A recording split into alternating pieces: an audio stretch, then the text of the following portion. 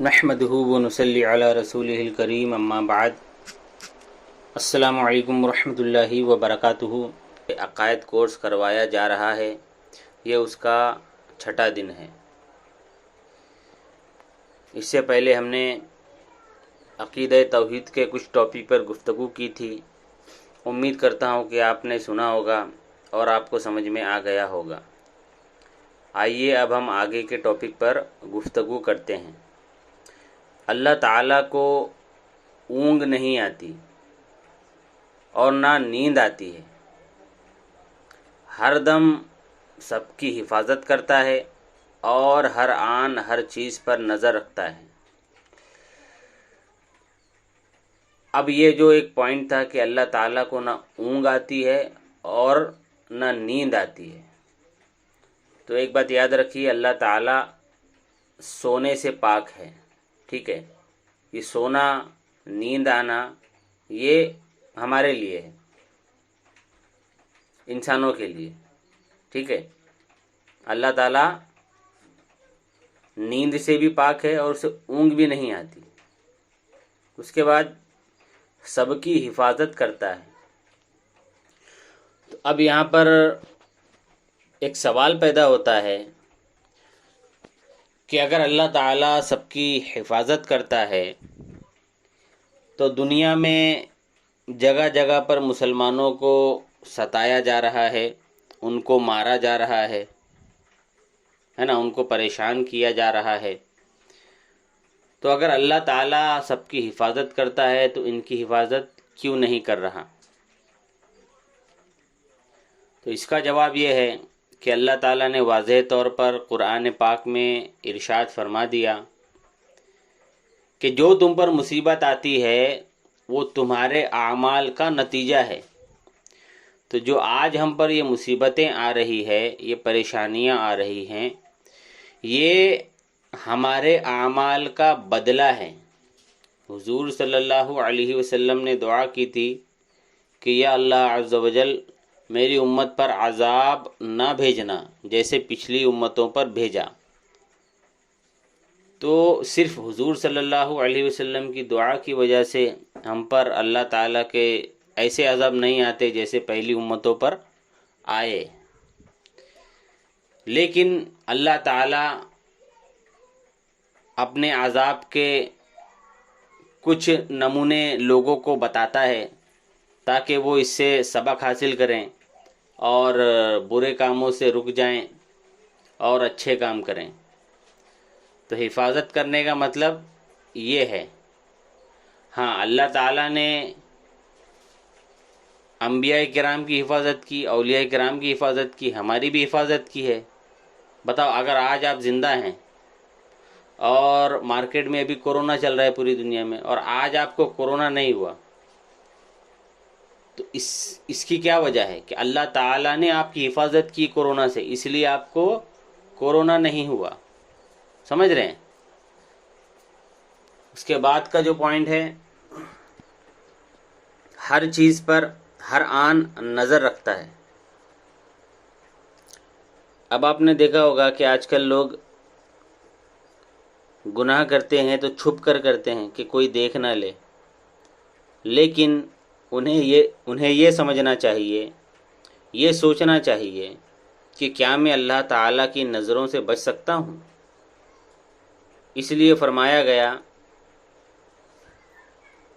کہ ہر برا کام کرنے سے پہلے یہ ضرور سوچو کہ اللہ تعالیٰ مجھے دیکھ رہا ہے اور اس برے کام سے باز آ جاؤ۔ اب ایک پوائنٹ یہاں پر یہ پیدا ہوتا ہے کہ اللہ تعالیٰ کی نظر ہے اور وہ دیکھتا ہے، معاذ اللہ، جبکہ اللہ تعالیٰ تو جسم اور جسمانیات سے پاک ہے، تو پھر اللہ تعالیٰ کیسے دیکھتا ہے؟ اگر اللہ تعالیٰ دیکھتا ہے تو اس کی آنکھ ہوگی، معاذ اللہ، یہ بھی ایک سوال اٹھتا ہے۔ تو یاد رکھیے، جہاں جہاں پر قرآن و احادیث میں اللہ تعالیٰ کا دیکھنا، سننا، بولنا، ٹھیک ہے، کرنا آیا ہے، وہاں پر مراد اس سے اللہ تعالیٰ کا جسم نہیں ہے جس طرح ہمارا ہے، بلکہ اس سے مراد اللہ تعالیٰ کی قدرت ہے۔ ٹھیک ہے. اس کے بعد زمین و آسمان میں جو کچھ ہے وہ اللہ تعالیٰ ہی کا ہے. اللہ کے سوا ساری دنیا کا کوئی اصلی مالک نہیں. اللہ کے آگے کسی کو دم مارنے کی مجال نہیں. اللہ کی اجازت کے بغیر کوئی اللہ کے سامنے سفارش کرنے کا حوصلہ نہیں کر سکتا. اس لیے انبیاء اور اولیاء مخلوق کے شافی مطلب شفاعت کرنے والے ہیں کہ اللہ تعالیٰ نے ان کو شفاعت کی اجازت دی ہے.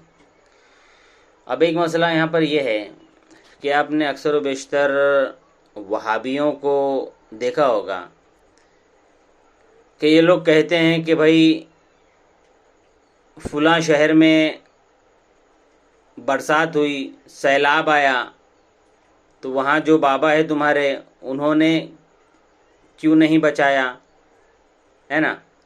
عراق پر امریکہ نے حملہ کیا بغداد پر، تو بابا نے وہ میزائلوں کو کیوں نہیں روک لیا، کیوں نہیں بچایا. اس طریقے کے بہت زیادہ یہ لوگ اعتراض کرتے ہیں. تو یہاں پر انہیں یہ سمجھنا چاہیے کہ جو یہ پوائنٹ ہے کہ اللہ تعالیٰ کے آگے کسی کو دم مارنے کی اجازت نہیں. اللہ تعالیٰ کی اجازت کے بغیر، اللہ تعالیٰ کی اجازت کے بغیر نہ کوئی نبی کام کرتا ہے، نہ کوئی ولی کام کرتا ہے. ٹھیک ہے. اللہ تعالیٰ کی اجازت ہوتی ہے تبھی کرتا ہے. اور اللہ تعالیٰ نے جب عذاب بھیجا کافروں کے ذریعے سے، تو اللہ تعالیٰ نے جب بھیجا تو اللہ کے نبی اور اللہ کے ولی اللہ تعالیٰ کے کاموں میں دخل اندازی نہیں کرتے، بلکہ وہ تو اللہ کے حکم کے ہی پابند ہوتے ہیں. تو یہ بھی ایک مسئلہ آپ کو سمجھنا ضروری ہے. اور شفاعت کا جو مسئلہ ہے کہ روز قیامت اللہ تعالیٰ حضور اکرم صلی اللہ علیہ وسلم کو اجازت دے گا، جو کہ قرآن پاک میں ابھی بھی اور احادیث مبارکہ میں ابھی بھی موجود ہے کہ اللہ کے نبی صلی اللہ علیہ وسلم امت کے شافی ہیں. ٹھیک ہے. تو قیامت کے دن اللہ تعالیٰ اپنے کچھ نیک بندوں کو یہ اجازت دے گا کہ تم ان کی شفاعت کرو. تو اللہ تعالیٰ کے جو نبی ہیں اور اللہ تعالیٰ کے جو ولی ہیں اور جو نیک بندے ہیں، ان کو اس کام پر بھی مامور کیا جائے گا کہ تم بندوں کی شفاعت کرو. انشاءاللہ العزیز جب آگے ہم چلیں گے تو شفاعت کے موضوع پر بھی ہم بات کریں گے ڈیٹیل میں. اللہ تعالیٰ کو کائنات کی ہر چیز کا علم ہے. کوئی چیز اللہ تعالیٰ سے چھپی ہوئی نہیں اور اللہ تعالیٰ کے علم سے باہر نہیں. یہ علم اللہ تعالیٰ کا ذاتی اور دائمی اور بالاستقلال ہے. یہ پوائنٹ میں نے پہلے آپ کو سمجھا چکا کہ جو اللہ تعالیٰ کا علم ہے وہ اس کا ذاتی ہے، اسے کسی نے نہیں دیا. ٹھیک ہے. اور اللہ تعالیٰ کو ہر چیز کا علم ہے، ہر چیز کا، ایچ اینڈ ایوری تھنگ. کوئی بھی چیز اللہ تعالیٰ سے چھپی ہوئی نہیں ہے. تو اللہ تعالیٰ سے دعا ہے کہ کہنے سننے میں جو بھی غلطی ہو گئی ہو اللہ تعالیٰ حضور اکرم نور مجسم رحمت عالم صلی اللہ علیہ وسلم کے صدقے و طفیل سے معاف فرمائے.